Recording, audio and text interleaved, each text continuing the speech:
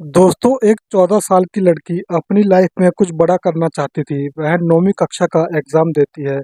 अच्छे नंबरों से पास भी हो जाती है, लेकिन माता-पिता की नज़र में वह 14 साल की जो लड़की होती है, वह अब जवान हो चुकी थी। वह उसकी शादी करने के लिए एक लड़का ढूँढते हैं और एक पुलिस वाले से उसकी शादी करा देते हैं। शादी होने के 2 ही साल बाद मात्र 16 साल की उम्र में वह लड़की जो होती है, माँ बन जाती है और फिर 2 साल के बाद 18 साल की उम्र में वह दूसरे बच्चे को जन्म दे देती है। 2 बच्चों को जन्म देने के बाद वह लड़की के सारे अरमान चकनाचूर हो जाते हैं। वह बड़ा करना चाहती थी, अब वह दूर की बात हो गई थी। दोस्तों, जो उसका पति था वह पुलिस में था, लेकिन उस लड़की को यह कतई मंजूर नहीं था। वह कुछ और ही करना चाहती थी। दोस्तों, एक ऐसी कहानी है जिसको सुनने के बाद मुर्दे में भी जान आ जाएगी। आइए जानते हैं पूरी कहानी इस वीडियो में। वीडियो में आगे बढ़ने से पहले बस आपसे यही रिक्वेस्ट है कि वीडियो को लाइक कर दीजिए, चैनल को सब्सक्राइब कर दीजिए ताकि मेरा हौसला बढ़ता रहे। तो यह कहानी है तमिलनाडु की एक लड़की जिसका नाम अंबिका होता है। अंबिका जब 9वीं कक्षा में अच्छे नंबरों से पास होती है तो वह कुछ बड़ा करना चाहती, तभी उसके माता पिता उसकी शादी एक लड़के से तय कर देते हैं। अंबिका जो होती है थोड़ा बहुत विरोध करती है, लेकिन दोस्तों जब उसको पता चलता है कि वह जो लड़का है जिससे उसकी शादी होने वाली है वह पुलिस में है, इसलिए अंबिका के विरोध करने का कोई मतलब ही नहीं रह जाता है। अंत में 1996 में उसकी शादी उस पुलिस वाले से हो जाती है। 14 साल की कच्ची उम्र में वह पति के घर चूल्हा चौका संभाल लेती है और उसके बाद अपनी शादीशुदा जिंदगी में आगे बढ़ती है। अपने दाम्पत्य जीवन का निर्वाह करते हुए 2 साल के बाद एक बेटी को जन्म देती है और उसके बाद वह उस बच्चे के साथ बिजी हो जाती है। 2 साल और बीतते हैं, एक दूसरी बेटी को भी जन्म दे देती है। दोस्तों, 18 की उम्र में वह अंबिका जो होती है 2 बच्चों की माँ बन जाती है। माँ बनने के बाद वह अपने बच्चों में बिजी हो जाती है। उसके जो पति थे वह तमिलनाडु पुलिस में कांस्टेबल थे। तभी दोस्तों एक दिन आता है जहाँ से अंबिका की जिंदगी बदलने वाली होती है। गणतंत्र दिवस की परेड में उसकी ड्यूटी लगी हुई होती है। वो कहता है कि अपनी पत्नी से, मेरी परेड में ड्यूटी लगी है, अगर तुम भी गणतंत्र दिवस में परेड देखना चाहती हो तो चल सकती हो। दोस्तों, अंबिका फौरन तैयार हो जाती है और उसके बाद वह जाके वहाँ पर परेड देखने लगती है। दोस्तों, गणतंत्र दिवस का परेड देखने के दौरान अंबिका की नज़र अपने पति पर जब जाती है, उसने देखा कि वह कई पुलिस वालों को सैल्यूट मारते हुए नजर आए। वह सोच में पड़ जाती कि आखिर उनके पति जो हैं वो भी पुलिस में हैं और दूसरे पुलिस वालों को देखकर वह सलाम क्यों कर रहे हैं।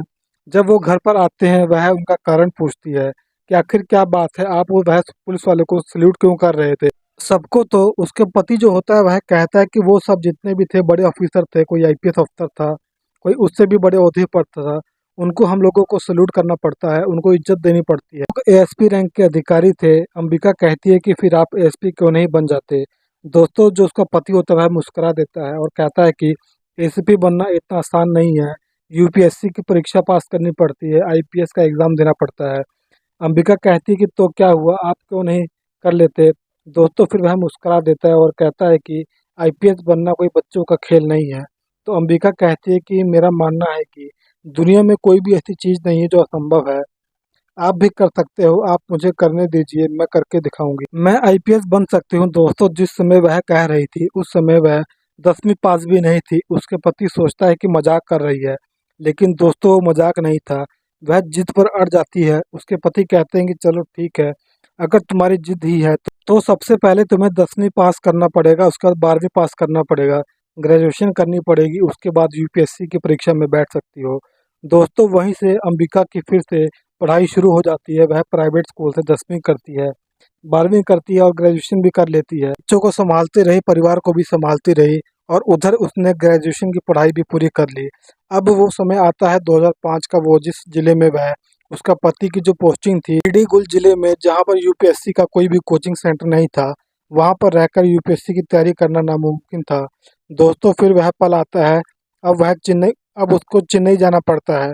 अब दोस्तों, उन्हें तैयारी के लिए चेन्नई जाना था, लेकिन एक बेटी 7 साल की थी और जो दूसरी बेटी थी 5 साल की थी और पति को इन दोनों को छोड़कर उसको जाना पड़ रहा था। तो उसकी आंखों में आंसू आ जाते हैं और लेकिन उसका जो पति होता है उसने कहा कि तुम हमारी चिंता मत करो, बेटियों की चिंता मत करो, मैं इनको संभाल लूँगा, तुम्हारा जो सपना है तुम जाकर अपना सपना पूरा करो। दोस्तों, वह वहाँ से चेन्नई चली जाती है। तो पूरी तैयारी के साथ दिन रात मेहनत करने के बाद 2005 में वह पहली बार यूपीएससी का एग्ज़ाम में बैठती है।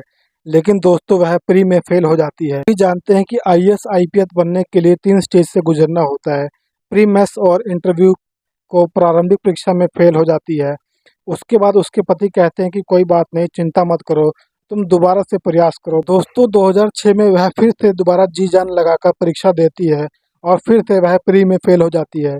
इस तरह करते करते वह 2 बार और परीक्षा देती है, लेकिन दोनों बार वह परीक्षा में फेल हो जाती है। लेकिन जो उसका पति होता है वह कहता है कि अब यह करना नामुमकिन है, तुम वापस आ जाओ घर पर। और बच्चे भी परेशान हो रहे हैं। लेकिन वह अपने पति से कहती है कि मुझे एक बार चांस और दीजिए, मैं इस बार आईपीएस बनकर तुम्हें ज़रूर दिखाऊंगी। लेकिन उसका जो पति होता है वह कहता है कि यह सब इतना आसान नहीं है, मेरी तो हिम्मत जवाब दे गई है।